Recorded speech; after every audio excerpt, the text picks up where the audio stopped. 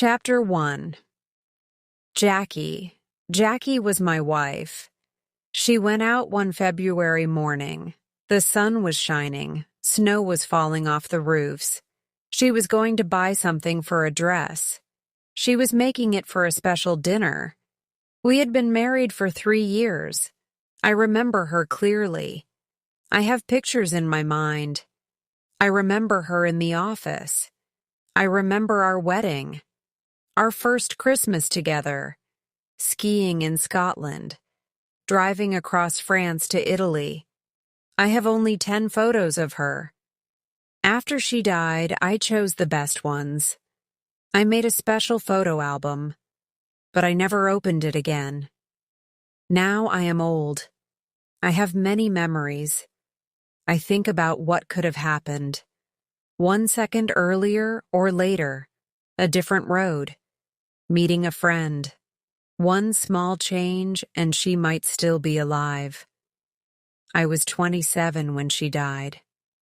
I was alone in Italy. We had big dreams. It was an adventure, a new life. Jackie and I met at work in Manchester. We started on the same day. We became friends quickly. We talked, went out, and fell in love. We got engaged on her birthday.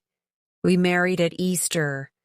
We worked in Manchester for 2 more years. We visited Italy twice. We loved it. The sun, the people, the food. It felt right.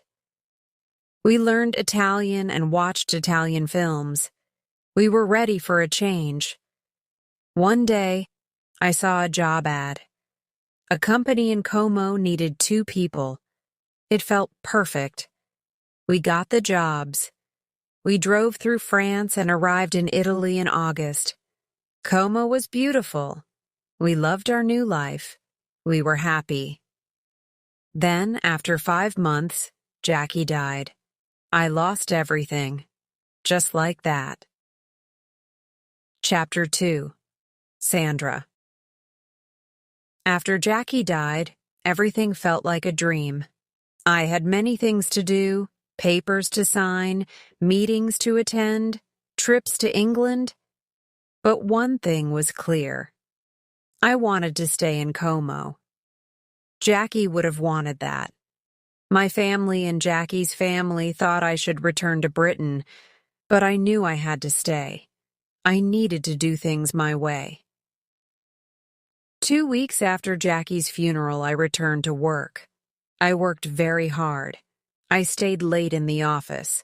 I even did of Jackie's work. It helped fill the empty time. On weekends, I went to the mountains and skied until I was tired. My colleagues were kind. They invited me out, but I didn't go often. I also took holidays alone. These were trips I had planned with Jackie. In February, I started talking to Sandra. She worked in Jackie's team.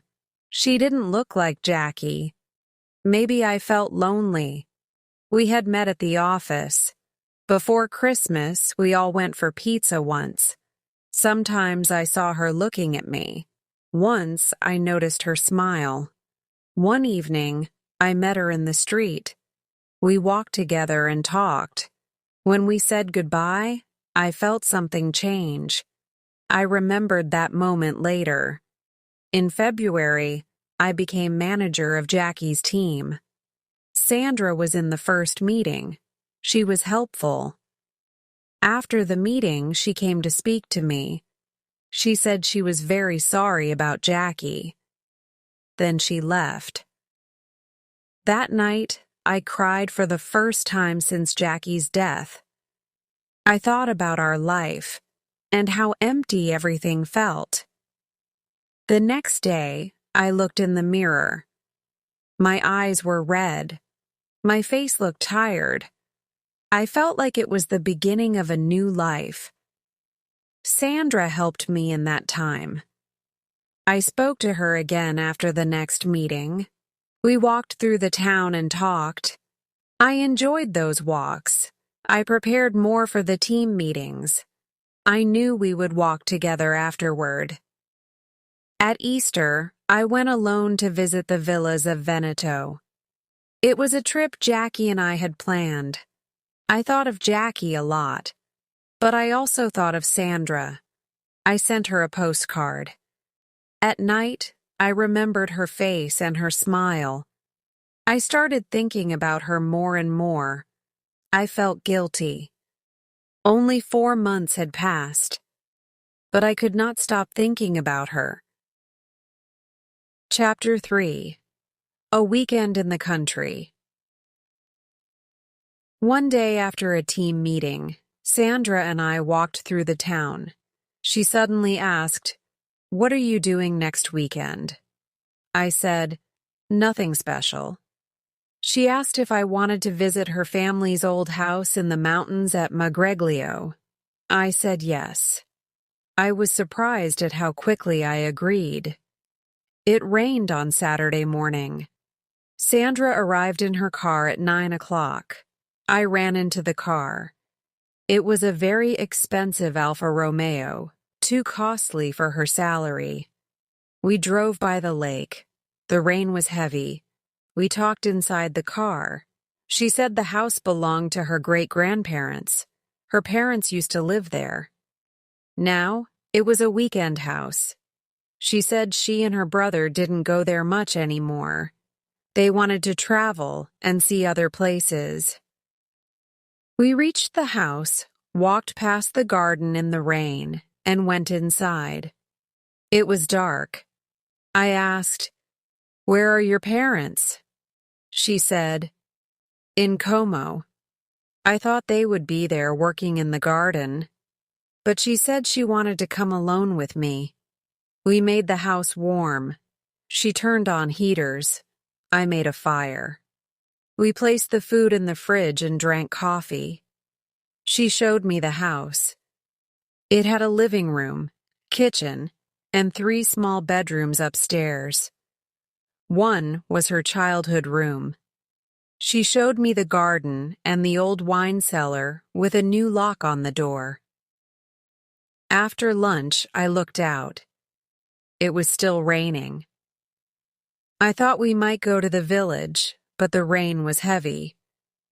Then I heard her call me from upstairs. I went up and found her smiling in the bedroom. We spent the afternoon inside. We talked, laughed, and rested. We did not go out. That weekend felt peaceful. It felt like something new was starting in my life. Chapter 4. Mystery in Switzerland. It was late June. We were finishing lunch. Sandra said suddenly, "Let's go to Lugano this afternoon." I was surprised. We usually stayed near Como. I asked, "Why Switzerland?" She said, "Just for a change." I said yes. She asked me to drive. I wanted to use her car, but he said it was not working. So, we used mine. We first stopped at her house. Then we took the ferry across Lake Como. We passed Menaggio and crossed into Switzerland. The Italian border officers let us go easily, but the Swiss officers checked our passports and asked questions. Then we drove into Lugano and parked. We walked to a clean cafe in the square. We ordered large fruit and ice cream bowls. Sandra said she needed the toilet and went inside. While she was gone, I started eating. After 5 minutes, I looked around to find her. I saw her far away, talking to a man near a silver Mercedes. He looked rich and serious. He wore dark glasses. He looked angry. Sandra gave him a small package from her bag. Then she spoke a little more and came back. She smiled and said, "Sorry." There was a line. I asked nothing. I said, "Your ice cream is melting." Inside, I was confused. Why had we come to Switzerland? Who was that man? What was in the package? I didn't know what to think, but I stayed calm and waited. Chapter 5. The Summer Holidays. Summer came. In Italy, everything slows down. People go to the beach or mountains. Jackie and I had once planned a trip to the south, but now I didn't want to go alone. One day, Sandra asked me what I was doing that summer. I said I didn't know. She said her family had a house in Portofino. She invited me. I asked, where would I stay? She said there was plenty of space. She also said her whole family would be there. Not like Magreglio? She added. I agreed. Sandra left a few days before me. I drove through Florence, Lucca, and Pisa before reaching Portofino. It was a beautiful town by the sea, full of boats and big houses. I was excited to see Sandra again.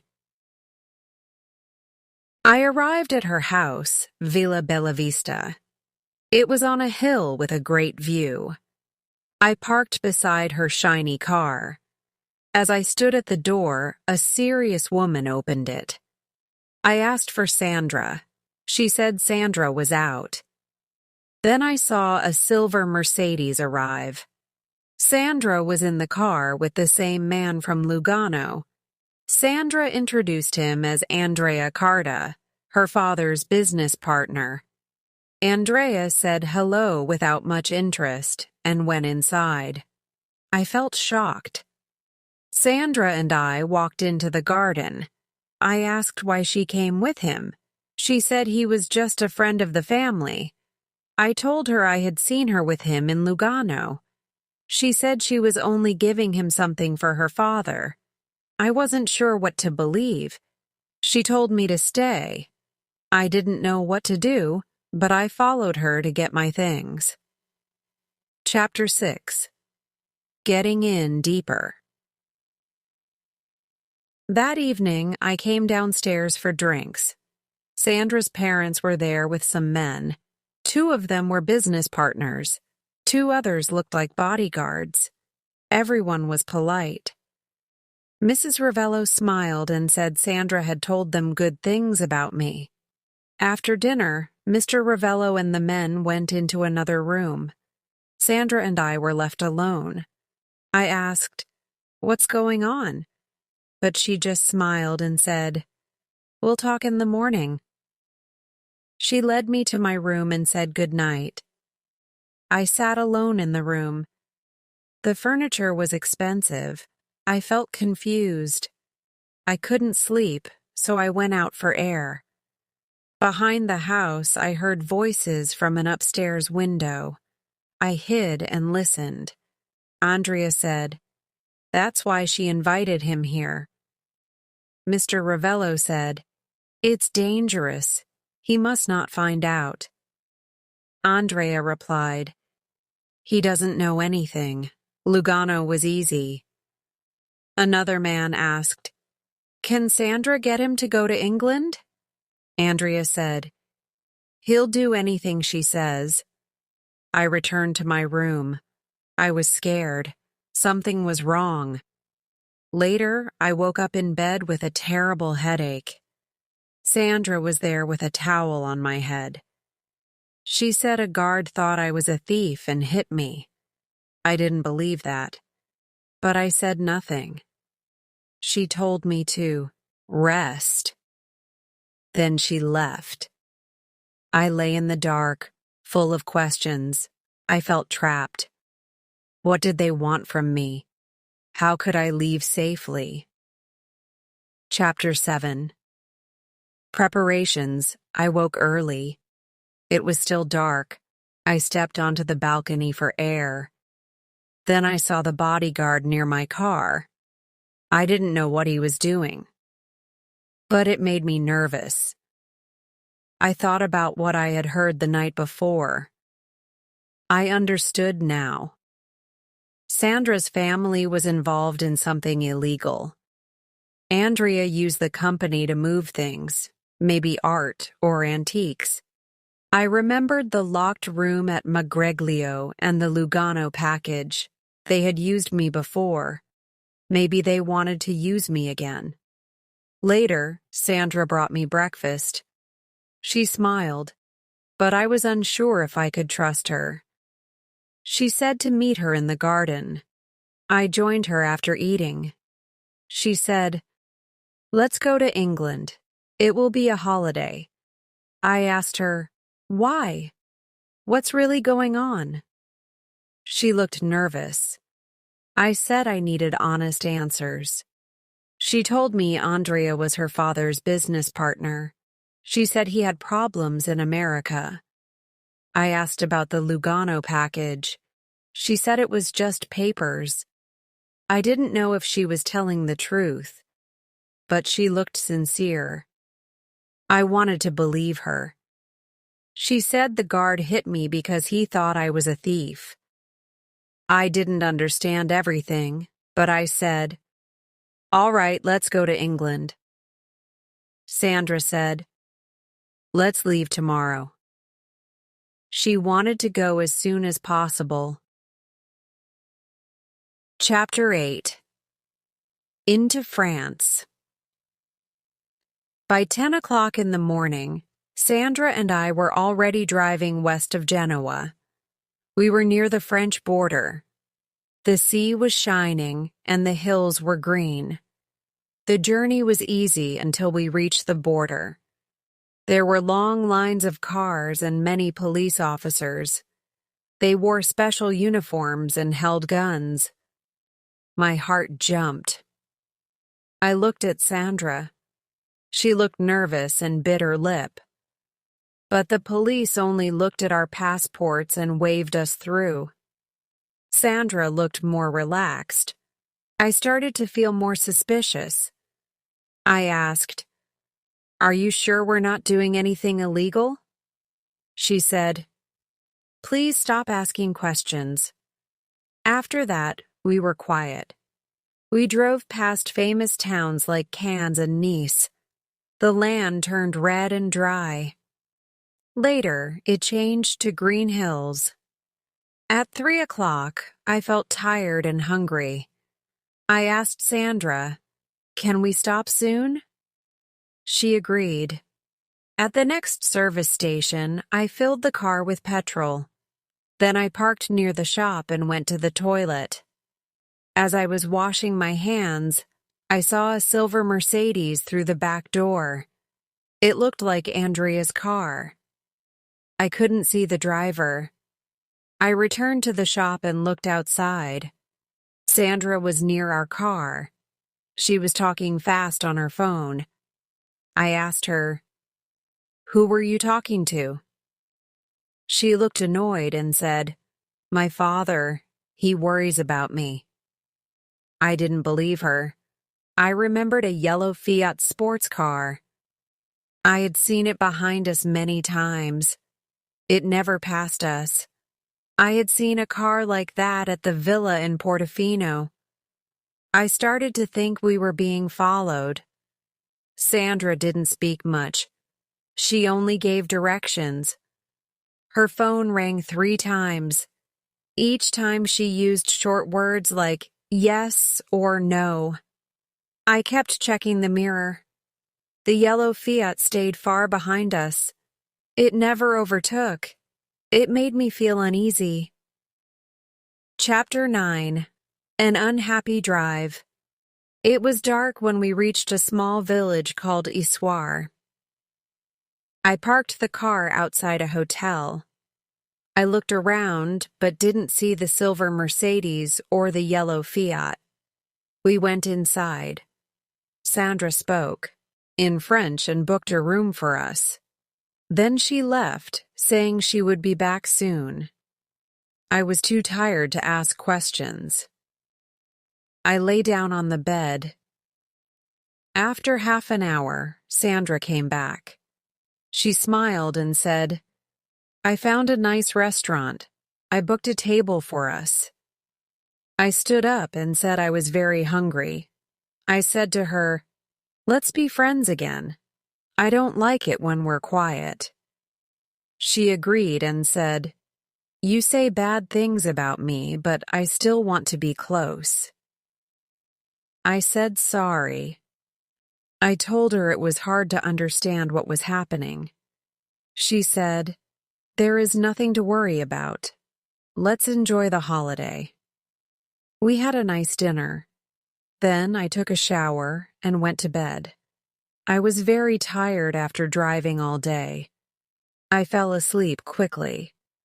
I thought Sandra left the room at some point, but I wasn't sure. The next morning, she woke me up at 6:30. She was already dressed. She said, "There's coffee and croissants. I want to leave by 7. I got up slowly. My body hurt from the long drive. I ate quickly while she walked around the room and looked out of the window again and again. Then I saw it. A silver Mercedes with Swiss number plates turned the corner. It disappeared from view. So Andrea really was nearby again. I looked around the room and saw Sandra's mobile phone next to her coat. I picked it up and took it into the bathroom. I dropped it in the toilet. I didn't want her calling anyone anymore. Then I washed my hands and came out. Sandra came in. I smiled and said, "Your driver is ready." She laughed, and we left the hotel. I knew I had taken a big step. I had stopped her from making more secret calls, but I still didn't know what would happen next. Chapter 10. A Story is Told. By 1 o'clock, we reached Paris. Sandra didn't want to drive through the city, so we took roads around the east side. As we drove, I started to make a plan. I thought we had a better chance of stopping something on small roads than on the motorway. On small roads, there were people, traffic lights, and police. Maybe something could help us. Then it started to rain. First, it was light, then heavy. I slowed down. The windscreen wipers moved fast. Trucks passed and threw water on our small car. Thunder and lightning filled the sky. I could hardly see the road. We were moving very slowly now. Suddenly, I saw a sign for a small road. It showed the names of some villages. I looked behind us. A few headlights were far back. I quickly turned the car off the main road and onto the small road. A big lorry behind us honked its horn loudly. We had just missed it. Sandra was thrown to the side. She shouted, "Are you mad? You almost got us killed. Turn back." I said calmly, "No." She shouted again, "Turn back now or I'll—" I asked, "Or you'll what?" She said nothing. We kept driving. It was still raining. After a few kilometers, I stopped the car by the road. I didn't know what to do next, but I guessed that Andrea and the others had planned to meet Sandra that evening. Now they would be angry. I also realized something else. If something important was hidden in my car, then I was part of their plan. Maybe Andrea and Mr. Ravello could not go to England themselves. Maybe they had problems with the police. That's why they needed me. Sandra sat in silence. Then she started to cry. At first, I tried to ignore her, but I couldn't. I turned to her and asked, "What's wrong?" She said, "Leave me alone. You're the one causing problems." She covered her face and cried harder. "They make me do these things," she said. I was surprised. I asked, "Who do you mean?" She said, "Andrea." I gave her time to calm down. Her eyes were red, and her face was wet, with tears. She looked like a lost girl. I felt sorry for her. I took her hand and said gently, "Can you tell me?" Chapter 11. A Bad Morning. We sat in the car for a long time without speaking. Then we began to talk. We made a plan. We decided to return to Italy. We would contact Sandra's father and meet him somewhere Andrea could not find us. We hoped he would agree to speak to the police. Maybe they would understand and help. After all, it was Andrea who had done the illegal things. It was dark and still raining when we stopped at a small hotel in Chateau d'Armes, south of Paris. We stayed off the motorway so Andrea would not find us. We were both tired. We had dinner in the hotel restaurant. The food was good, but we didn't talk much. We were thinking about everything. Sandra felt better because she had told me the truth, and I finally understood what was going on. We still had problems, but we were on the same side now. After a drink at the bar, we went to bed early. We stayed close together through the night.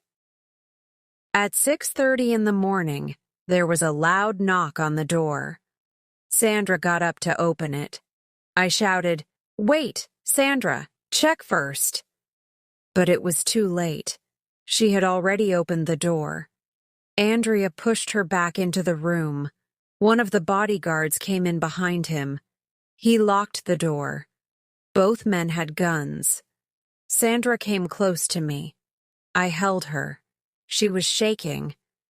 Andrea stood at the foot of the bed and smiled coldly. "We found our runaway lovers," he said. The men laughed. I said, "How did you find us?" The guard shouted, "You fool! Did you think we'd let you travel with priceless things in the car and not follow you?" Andrea said, "We put a radio signal on your car. We could always find you." Sandra looked at me, shocked. I held her hand to show I trusted her. Andrea told us to get dressed. He told the guard to take the phone out of the room. Then they left and locked the door. I was angry at myself. I should have known they were following us. I looked at Sandra. She said, "I didn't know about the signal." I believed her. Then I told her, "I love you. When this is over, I want to be with you." She was surprised. "You still love me after all this?" she asked.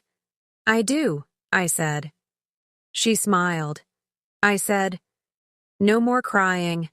I need your help now." We got up and got ready. Chapter 12. The Farmhouse. I did what Andrea told me. I drove north on the main roads, between two cars. I kept looking in the mirror. I could see Sandra sitting beside Andrea in the silver Mercedes. She looked calm, but I felt alone. I didn't know what to do. I was afraid they might hurt her if I tried to escape. By 11:30, we were near Dieppe. The yellow Fiat in front of me stopped. I stopped behind. Andrea parked behind my car. The two men looked at a map. I turned around and smiled at Sandra.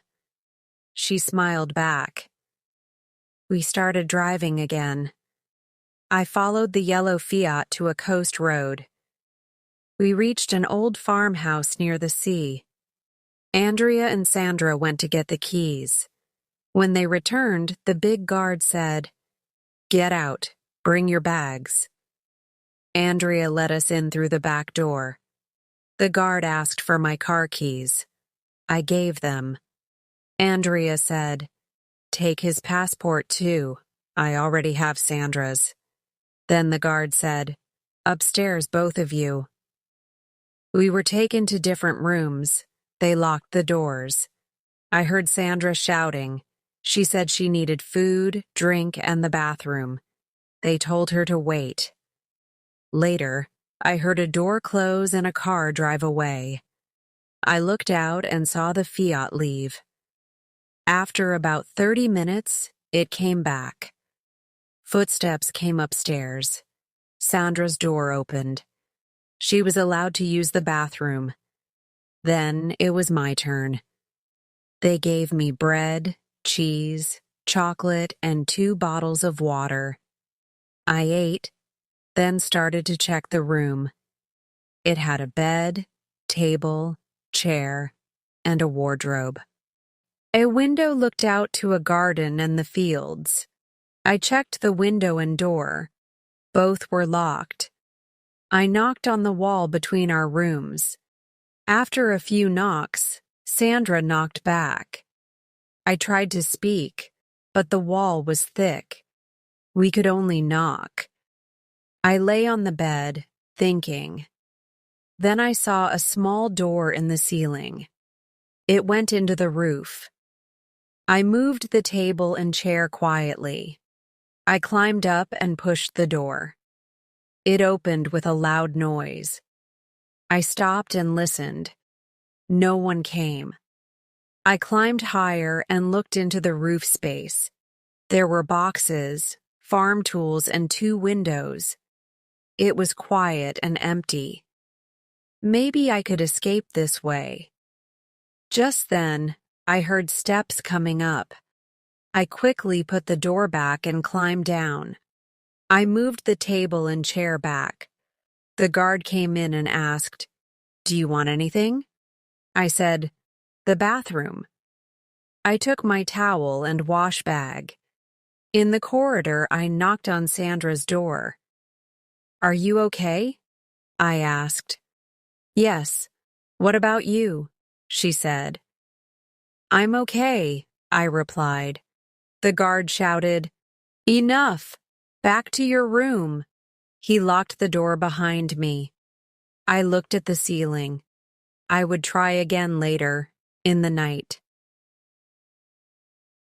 Chapter 13. Escape. Back in my room, I looked through my case and decided what things I would take with me. I changed into dark clothes so that I would not be seen so easily at night. Then I set my alarm clock for 1 o'clock in the morning, got into bed fully dressed, and switched off the light. It was a good thing I did so. At around midnight, I heard footsteps coming upstairs. My door was unlocked. The light was switched on for a second, as either Andrea or the guard checked on me. After that, I lay in the dark waiting. I must have fallen asleep because I woke up suddenly when the alarm went off at 1 o'clock. I sat up in the dark, listening. It was very quiet. I could hear the noise of the sea outside. I got out of bed and repeated my actions of the afternoon with the table and chair. Then I tied my trainers together and put them round my neck. I'd be much quieter in just my socks, I thought. Soon I was pulling myself up into the space under the roof. The floor made a noise as I stood up. Moonlight came in through the windows, giving me a little light. I stood still for a minute, letting my eyes get used to things. Then I walked slowly and softly across to the double doors. I couldn't see how they opened in the afternoon.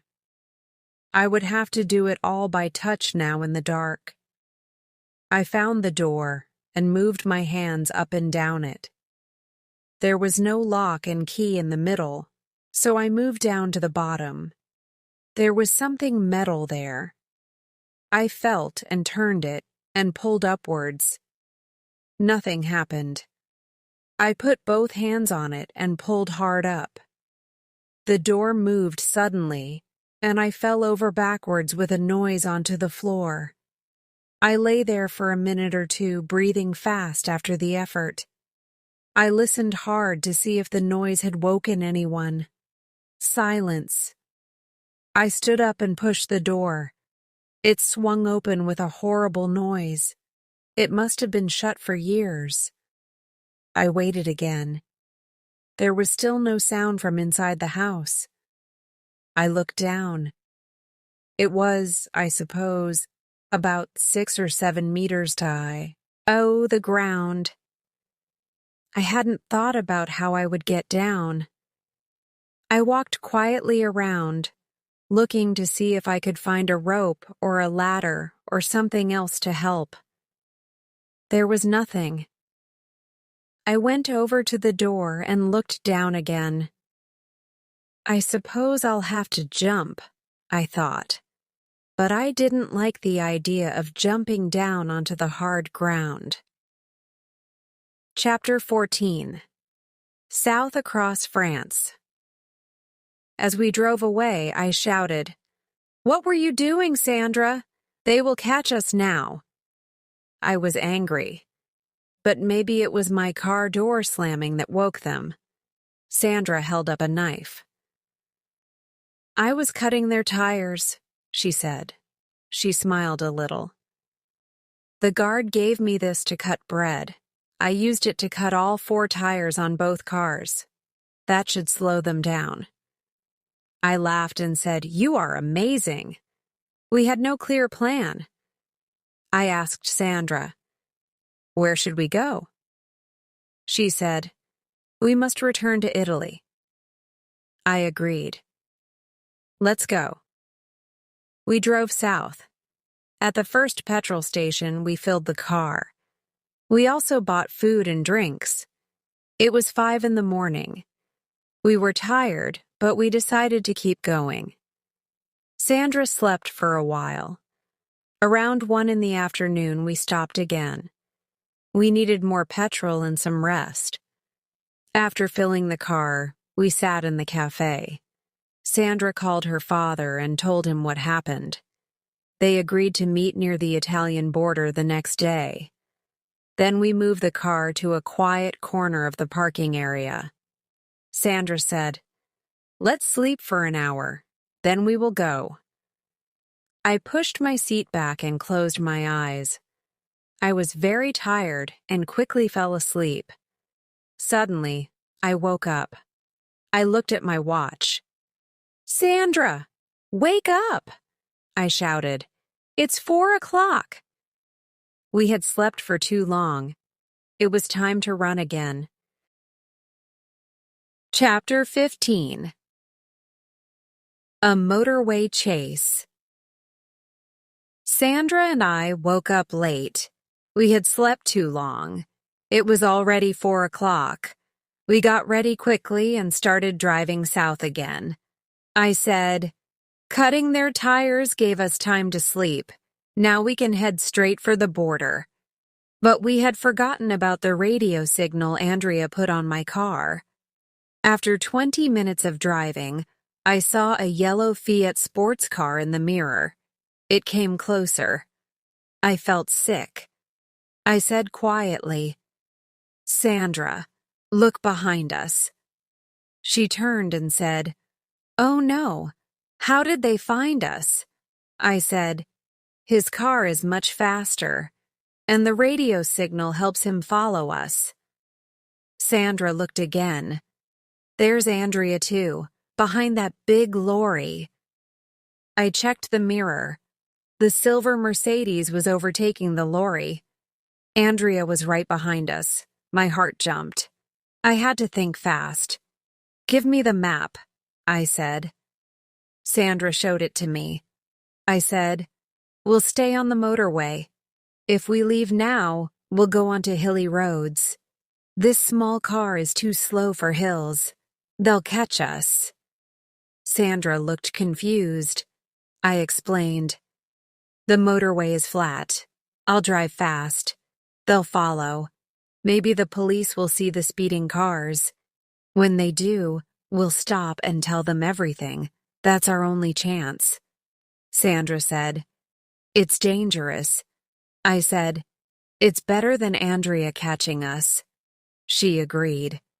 "Be careful, Paul." I looked in the mirror. Andrea's car was about 4 cars behind us. The yellow Fiat was closer. I moved into the fast lane and pushed the car faster. Sandra held her seat. I reached 170 km/h. The car shook. The engine made a loud sound. I kept the lights and warning signals on. Sandra said, "Don't go faster." I said, "They're following. We need the police." She shouted, "Look, a police car on the bridge." I flashed my headlights. Andrea was also flashing his lights and waving. He pointed at us, telling us to move to the side. "He's signaling us," said Sandra. "He's crazy." "Can you see the guard?" I asked.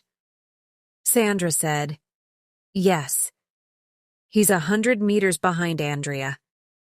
And, "Paul, there's a police car behind them. Blue lights." My plan was working. I pushed the car harder. Ahead, the road was clear. I flashed my lights to move other cars out of the way. We hit 180 km/h. The car shook badly. Sandra saw more police cars joining the chase at the next junction. Andrea was just behind us. She shouted at him in Italian. He waved again. I changed to the inside lane, still fast. Andrea followed. I moved into the emergency lane. The road surface was rough. Sandra shouted, "Paul, look ahead." I saw a big lorry in the emergency lane. I started to brake. Suddenly, there was a bang behind us. Andrea had hit our car. Sandra screamed. We both fell forward. I braked harder, but it was too late. The car crashed into the back of the lorry. The left side hit hard, Sandra's side. There was a loud noise of metal. Sandra screamed once. Then, silence. Chapter 16. Life Now. When I woke up, I was lying in the back of an ambulance. I tried to sit up. I couldn't. There was a nurse there. The first thing I asked her was, "Where's Sandra?" The serious-faced French nurse nodded her head. I fell unconscious again. I am sitting here now, looking out over this beautiful lake. The summer sun is going down, making long orange reflections across the water. I would like to say that in a way, the sun went down on my life that day. There is much I could say, but I suppose I should tell you the rest of the story. My car crashed into the back of the lorry. I had only a few small injuries, but Sandra's injuries were a bit more serious. She was in hospital for a few months, and I spent most of my time by her bed. After Andrea hit the back of my car, he lost control of the Mercedes and crashed over the edge of the motorway and hit a tree. He died immediately. He was later recognized by the police as Andrea DeCarda, also known as Andrew Card, and as Carter Andrews. He was known to Interpol and wanted for a number of big art robberies across Europe and America. The guard was stopped by the French police for driving his yellow Fiat sports car too fast. They found out that he worked for Andrea, helping him to steal works of art, and he was put in prison for 10 years. When the house at Magreglio was searched later, a number of stolen paintings, sculptures, and antique jewelry were found. And when my car was searched carefully, they found 3 internationally important paintings stolen from Italy and the United States of America. Sandra and I were allowed to go free, although the French police told me to drive more carefully in future. Later, in Italy, when all the information about Andrea and his business came out, The police agreed that Mr. Ravello and his partners had been in a very difficult situation. Most of the stolen furniture and paintings were found, and Mr. Ravello returned to his reproduction furniture business. As you may have guessed, Sandra and I married as soon as she was better. Unfortunately, it didn't last very long. Maybe we were just different types of people. Maybe it was the situation she and her family had got themselves into. Maybe it was the terrible car accident in France. Whatever it was, a space grew between us after the accident that seemed to grow bigger every day. And so, a year after our marriage, we agreed to spend some months living apart to see if that would help. It didn't help very much, so we decided to divorce. About a year after that, Sandra married a doctor, and they moved to America. Once again, I decided to stay in Como. As with Jackie's death, I felt that I wanted to stay in Italy. Italy was one of the things that Jackie loved and I still love. Or maybe it's because Italy reminds me of Jackie that I've stayed here. So I bought this lovely old house on the edge of Lake Como. Jackie would have loved it here. Now that I think of it, Jackie and I loved each other in a beautiful, innocent way. I still miss that love, that innocent love, even after all these years. After the adventure with Sandra, I continued to work for Corvo Pharmaceuticals, but soon after the divorce, I started my own company. I run it from home using email, the internet, phone calls, and faxes. These days, I am mostly alone. In many ways, my life has been very easy. And there has been plenty of time to think about how things work. I have thought about the relationship between humans and this earth we live on. And I have tried to understand how everything is a matter of chance. A roof tile falls. A roof tile stays where it is.